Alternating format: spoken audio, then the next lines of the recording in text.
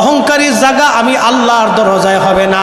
এই জন্য টাকার অহংকার করা যাবে না, ক্ষমতার অহংকার করা যাবে না, সম্পদের অহংকার করা যাবে না, জনপ্রিয়তার অহংকার করা যাবে না, এলেমের অহংকার করা যাবে না, ধনের অহংকার করা যাবে না, সন্তানের অহংকার করা যাবে না, জাগা জমির অহংকার করা যাবে না।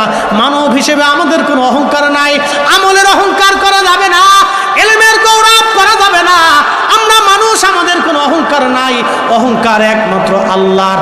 অহংকার কার?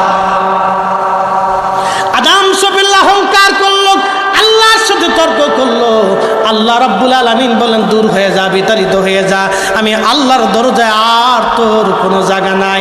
তার মানে আজাজিল যা করলো আমাদের উল্টা তাই করা লাগবে। আজাজিল অহংকার করলো, সেজদা দিল না, আমাদেরকে সেজদা দেওয়া লাগবে। আর আল্লাহর দরবারে মাপ চাইতে হবে। আমরা যখন সেজদা দিব, আল্লাহর দরবারে মাপ চাবো, আমার আল্লাহ আমাদের জীবনের গুনাহগুলি তখন মাফ করে দিবে। কি কথা কোন ঠিক কিনা?